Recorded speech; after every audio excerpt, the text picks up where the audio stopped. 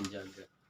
Yang menjaga itu jangan salah, karena manusia diciptakan itu untuk sebenarnya menjaga, tapi ada juga yang merusak. Ya, merusak.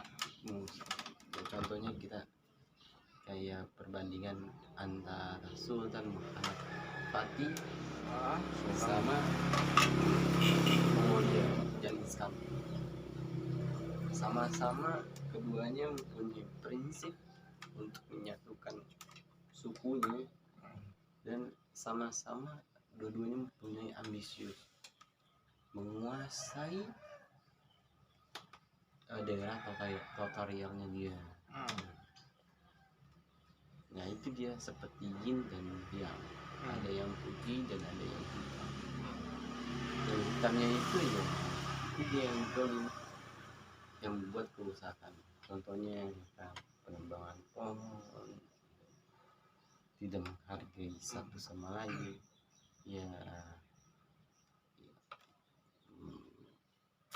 musrik lah dibilangnya. Jadi perpaduan yin yang itu antara baik dan buruk, terus baik menghargai maupun tidak, ya kan. Lalu apa namanya, ya dimensi kedua lah ya, antara perpasangan itulah ya kan, yang saling kolaboratif ya. Nah gitu. Tapi kita harus kebanyakan yang putihnya, jangan yang hitamnya. Harus kebanyakan yang putihnya berarti ya kan, karena menjaga yin ya kan. Yin atau yang sih? Yang putih itu yin ya. Yang itu yang hitam. Jadi aku tadi bilang masuk apa aja. namanya filosof Tao itu ya yang pencetusnya itu beliau, dengan kata-kata bijaknya yang biasanya beredar di medsos itu kan. Gue juga itu ya, sebenarnya sih kalau dalam agama Hindu ada reinkarnasi. Hindu. Iya. Kita lari ke nganu ya. Kita enggak singgah dulu ya, kita enggak semua maksudnya enggak ke Islam juga ya. Iya. Kan Bhinneka Tunggal Ika. Bhinneka Tunggal Ika ya gitu. Jadi di agama Hindu ada namanya reinkarnasi. Ibaratkan reinkarnasi itu yang gue ambil dari pelajaran itu. Sebenarnya orang yang sama. Di dalam Al-Quran juga kan kita ada 7 kesamaan, 7 wajah lah yang bentuknya kan. 7 wajah. Ya kan? Benar. Dalam Al-Quran. Ya kan? Apa aja itu kan? Kira-kira kalau wajahnya yang sama. Nah itu sama dengan yang mirip kayak kita. Face ya kan, atau kita. Wajah yang mirip-mirip dengan kita. Tapi yang beda itu adalah akhlaknya, guys, soal itu. Dan ruh. Yang beda fitrah. Itu yang beda berarti ruh dan akhlak atau fitrah. Jati diri dia. Jati diri ya. Mungkin yang pertama buruk, yang kedua baik. Oh gitu. Iya. Terus yang ya kayak gitu ya, kayak Habil dan Qabil sih. Kenapa kok sampai 7 ya kan? Itu sampai ke sana enggak kan? Itu atau belum ya? Kalau belum kita jeda dulu ya. Kita masuk ke lini yang lain. Tadi kita membahas berkenaan dengan reinkarnasi atau Hindu, terus masuk di menyempurnakan. Tadi yang filsafat tadi tahu itu. Kan harus sebenarnya kan fitrahnya kita harus menjaga kan, tapi yang maha kuasa itu berkehendak yang lain. Oke. Dalam Al-Quran juga kan ada kan, malaikat juga kan komen kan waktu itu, ya Rob ya kan, kamu kenapa ciptakan manusia padahal dia bakal merusak muka bumi ini, sedangkan aku akan bertasbih kepadamu. Kata Allah apa ya kan, kamu dan saya yang lebih tahu daripada kamu, kan? Gitu kan, bahasa gaulnya gitulah. Itu dia sebenarnya pelajaran hidup itu, mencari kebenaran dan menjaga. Ini yang menjaga, ini yang susah nih. Karena yang menjaga ini pasti ada godaan yang sangat besar ya. Menjaga dari antar manusia atau interaksi sosialnya, atau gimana itu maksudnya menjaga? Menjaga bumi ini. Menjaga bumi ini, khalifah ya kan, atau sebagai panjang tangan Tuhan atau pemimpin di di bumi kita lah ya. Bukankah seorang pemimpin selalu dijolimi? Bisa jadi ya, Bukan bisa tergantung. jadi, emang selalu. Gini maksudnya itu kan kita melihatnya di karakter yang baik atau jelek. Tadi kan kita bahasakan tema dari sebuah awal temanya itu kan yin yang itu kan, baik dan buruk kan. Makanya saya larinya ke situ. Bukan bisa jadi, itu pasti Ya. pasti. Contohnya kayak bapak kita aja, Nabi Ibrahim alaihissalam. Ya? Apakah dijolimi sama kaumnya? Oh iya. Sama bapaknya sendiri lagi aja. Dan ketika itu Nabi Ibrahim alaihissalam berdoa kan untuk bapaknya supaya diberi ampunan sama Allah. Tapi Allah tidak memberi ampunan kepada dia karena dia musyrik. Itu dia. Terus kaum Lut, Nabi Lut, Sodom, itu pelajaran kita lihat. Kita lihat. Apakah dia terjolimi? Tentu. Bani Israel kenapa diselamatin sama Allah? Bani Israel itu orang yang soleh, membangkang. Bani Israel. Itu di waktu itu pada zaman Nabi siapa ya? Untuk Bani Israel itu kan, jadi kalau kita runtut ya secara keturunan. Jadi tiap-tiap Nabi turun itu juga ada segmen ya kan, bahwa bahwa ini ada keturunan juga Nabi Bani Israel ya kan gitu.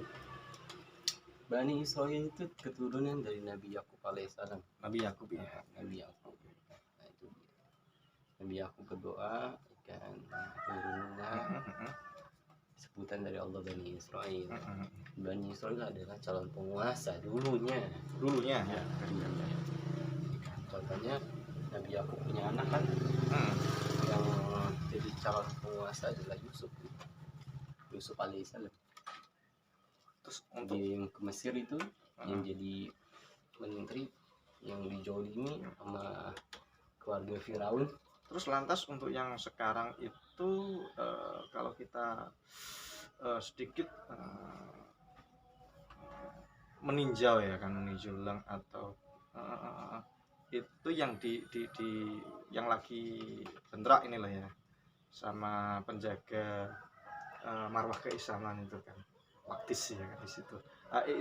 Itu suku, memang benar-benar suku Bani Israel ya, suku Yahudi murni atau sudah bercampur bau?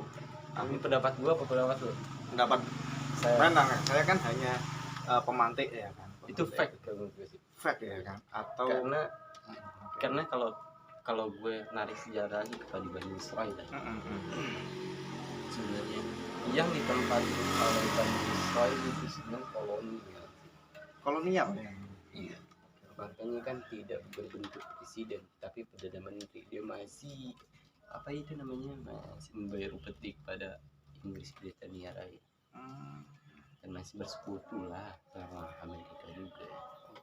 Menurut gue sih, kalau menurut gue ya yang penting kalau kita ngobrol tentang hal tersebut ya kan, yang sifatnya sensitif ya, kita harus pandai yang rem ya karena ini juga direkam ya kan gitu. Coba deh buka searching ya. Iya, Gamal Stoik, dan itu dia agama Stoik ya. Gamal Stoik. Kalau Gamal aja itu semacam channel web atau apa itu? Channel konspirasi ya. Dia itu emang meneliti dari apa tuh namanya itu, dari terjadi Bani Israel. Dan gue juga meneliti juga, bukan dari situ juga sih, tapi dari Ustadz Hadidaya juga, sejarah Bani Israel itu si Yakub sendiri. Nah itu juga. Jadi ya sinkron menurut gue. Nah jadi sebenarnya tuh tempat Bani Israel itu dulu tuh punya si Yafid. berarti anaknya si Nabi Nuh Bangkang si apa Kan. kam Kanan dia harusnya ke Afrika sejarahnya. Bentar kan itu bukannya keturunan dari Nabi Nuh. Iya itu Nabi Nuh. Okay. Itu sebenarnya harusnya Yapit di situ. Yapit sih. Iya. Atau Bani alih fungsi nama atau gimana itu sih? Maksudnya itu nama apa namanya aliasnya itu lah. Enggak itu enggak ya. Oh gitu. Jadi rencananya dia mau kan ke Afrika, suruh nyebar lah rencana. Nah tadi ke Bangkang kan. Waktu dia terjadi banjir bandang tuh kayak Bangkang dia tempat di situ. Udah bilang apa lagi ya. Tapi kalau bisa kita tarik sejarah dari Hijri ya sebenarnya iya Hijri ya sebenarnya udah dibebasin sama Abu Bakar radhiyallahu anhu. Itu ada perjanjian di situ, perjanjian 3 agama itu harus nyatu.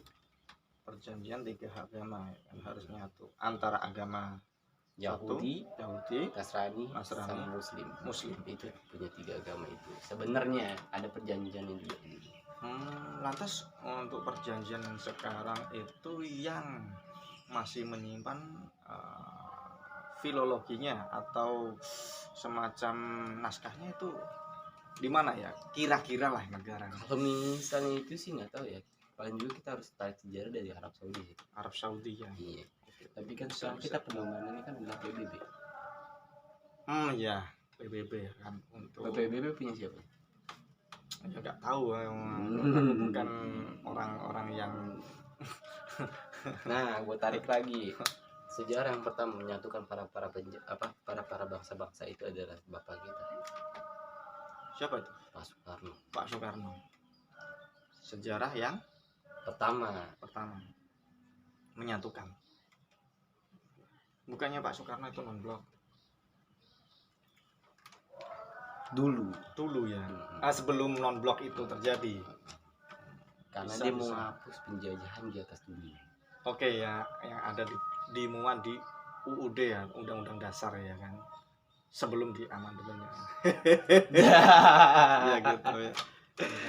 Bahwa penjajahan atas dunia harus di atas dunia harus hebat gak lo?